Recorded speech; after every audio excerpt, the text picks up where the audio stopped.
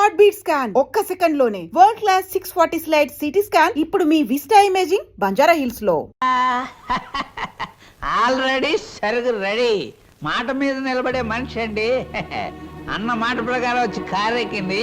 ఉన్న పొలాన్ని తీసుకొచ్చేసాను అంతే.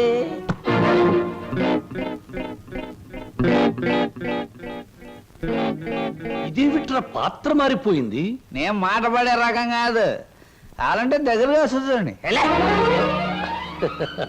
ఓరి యాదవా, ఇది లలిత కాదురా, స్వప్న.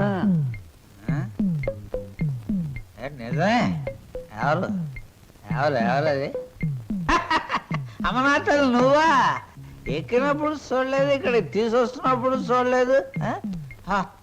ఇప్పుడు మాత్రం పోయిందే ఉంది బాబు. అది వచ్చేదాకా దీంతో సరసలాగండి.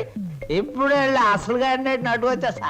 ఒరే నిశాచరా, ఇన్నాళ్లకు నువ్వు ఒక మంచి పని చేసావురా. ఒకటి తెమ్మంటే రెండొచ్చేలా చేసావురా. వీళ్ళిద్దరి మధ్య ఏదో గూడి పుటాణి ఉంది. వెళ్ళి తీసుకురా ఆ బటాణీని. అలాగే దేవరా. ఆగు, ఇందులో మరెవరి ప్రమేయం లేదు. నేను కావాలని వచ్చాను. లలితను మాత్రం వదిలే.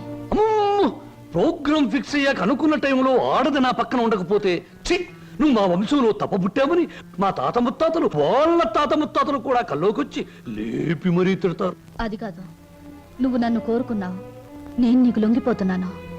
నేనేమైనా సరే లలితను మాత్రం వదిలే. ఎలాగైనా శ్రీనివాస్కి లలితకి అనుకున్న ముహూర్తానికి పెళ్లి జరగాలి. నువ్వేం చెప్పినా చేస్తాను, పెళ్లి జరగడానికి వీల్లేదు అంటుంది లలిత. నువ్వేం చెప్పినా నేను చేస్తాను, ఆ పెళ్లి జరగాలి అంటుంది స్వప్న. ఇది మిస్టరీయా, హిస్టరీయా, లేక హిస్టీరియానా? లేదు, నేను చిన్నప్పటి నుంచి మా బావ కోసమే బ్రతికాను. ఎవడా బావా? శ్రీనివాస్ నా సొంత బావ. మా మేనత్త మేనమావలు జమీందార్ శ్రీధర్రావు గారిని కాపాడాలని పొలం తగాదాల్లో చనిపోయారు.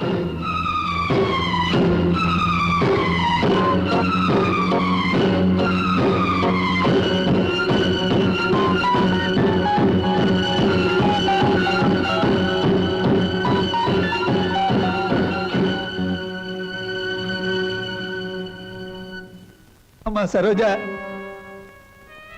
నా పేరు నీకెలా తెలుసు? అమ్మా నేను నీ నాన్ననమ్మా. నీ నాన్నని లచ్చిని సీన్ని అమ్మేసి నేను దూరం చేస్తున్న దుర్మార్గుండి అమ్మా, దుర్మార్గుండి. బాబు బాబు, మీకు దండం పెడతాను, మీ కాళ్ళు అట్టుకుంటాను. అది నా కన్న కూతురు బాబు, దాన్ని ఏం చేయకండి. వదిలేయండి బాబు, వదిలేయండి. భలే చెప్తున్నావురా. అసలు నువ్వు నా దగ్గర తీసుకొచ్చే ఆడపిల్లలందరూ ఇటుక బిడ్డలు కాదురా, ఎవరో ఒకరు కన్న బిడ్డలే. అసలు ప్రాంతీయసారా ఎందుకు కనిపెట్టారో తెలుసా? ఇలాంటి పరిస్థితుల్లో ఉపశాంతి కలుగజేయడానికి.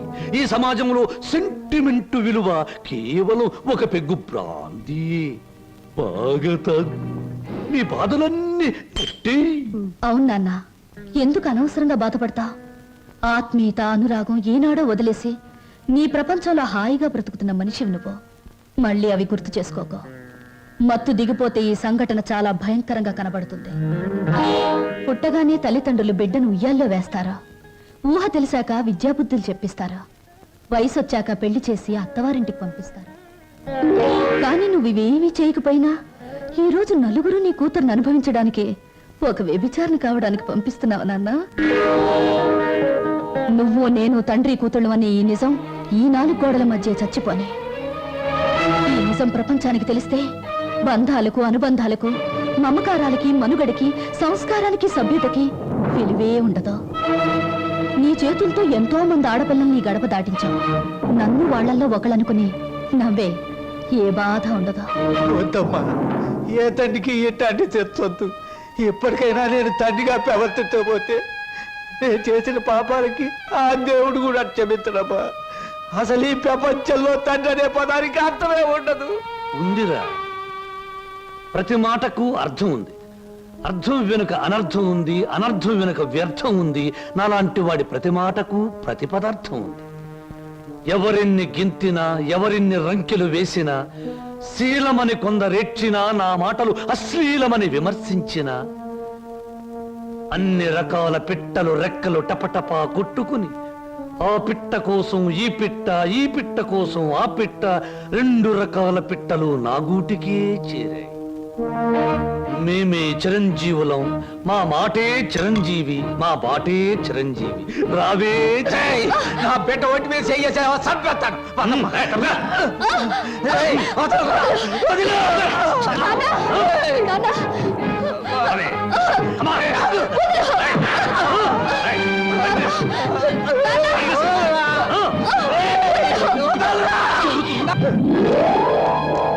రేయ్, నా బిడ్డకు అన్యాయం చేయకురా.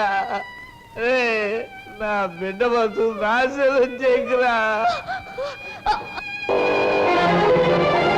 రేయ్, నా బిడ్డకు అన్యాయం చేయకండిరా. నా బిడ్డకు అన్యాయం చేయకండి బాబు. బాబు, నా బిడ్డకు అన్యాయం జరిగిపోతుంది. రక్షించు బాబు. మామయ్య, బాబు సీను, నన్ను క్షమించమని అడగరా. నా బిడ్డను రక్షించరా. సరోజ్ ఎక్కడ మావయ్య చెప్పు. అదిగో.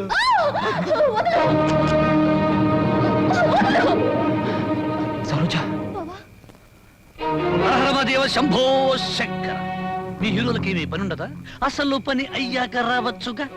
పానకంలో పుడకలాగా అడ్డుపడి రభస చేయడం ఇదేనా మీ పని? ఇంకేమీ పని లేదా? రబస్ చేయటానికి కాదు, రక్తి కట్టించడానికి వచ్చాను. చూస్తావా? నేను నువ్వనుకున్నంత చవట దద్దమ్మన కాదురా. అంగబలంలో రారాజుని, ఆర్థిక బలంలో మహారాజుని. రేయ్! చవట దద్దమ్మలారా, వాణ్ణి చురుకు పిప్పిలాగా పిప్పి పిప్పి చేసి పచ్చడి కింద బాగా దంచేయండి. దాని లోపలికి నెట్టేయండి.